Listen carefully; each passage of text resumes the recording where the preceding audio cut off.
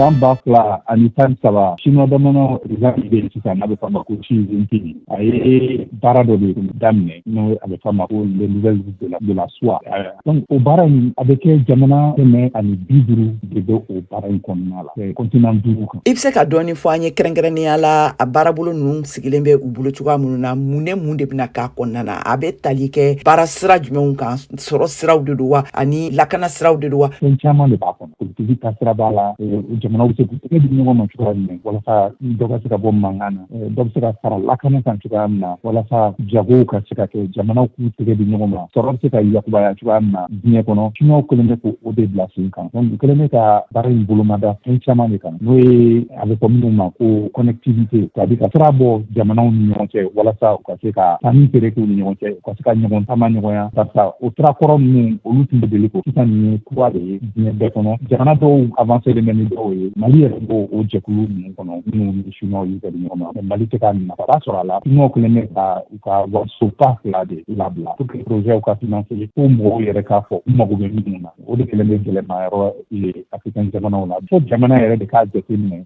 ale ni Chine ka tɛgɛ di ɲɔgɔn ma bɛ se k'a nafa cogoya min na donc fo o baara ninnu ka sabati pour que banque de Chine ani banque d'import export de Chine olu ka wari min bilalen b'olu ka bolo kan pour que ka projet ninnu financer parce que Chinois jamana tɛ wari di jamanaw ma bilen donc a bɛ taa kɛ yɛrɛ ye u ka sira de fɛ c'est-à-dire a ka rentabilité ani infrastructure ka sira de fɛ k'a lajɛ nafa min b'a sɔrɔ a la pour que jamanaw bɛ se ka taa ɲɛ cogoya min na a bɛɛ tɛ kɛ yɛrɛ ye dɔrɔn ye kalan b'a la ani a bɛ fɔ minnu ma ko coopération scientifique n'o ye kodɔnya tilali ni ɲɔgɔn cɛ ani surtout an bɛ domaine min na sisan n'o o bɛ ka diɲɛ bɛɛ nafa n'o ye révolution numérique ye o ye bɔlɔlɔ baara ninnu bɛ se na diɲɛ kɔnɔ olu bɛ se ka pasa sanni feere caman bɛ kɛ bɔlɔlɔ de kan donc Chinois bɛ fɛ ka dɛmɛba de kɛ o fana sira fɛ. Kɛrɛnkɛrɛnnenya la an bɛ waatini min kɔnɔna na sisan n bɛ se ka misali ta sisan kuranko gɛlɛya min filɛ nin ye sisan yala Mali mɔgɔw tɛ se ka wele bila u ma u ka se ka na dɛmɛ don Mali ma o siraw kan wa. Solution teliman de b'a la donc an ye Chinois teri fɔlɔw de ye africain jamanaw mais an ɲɛ b'a la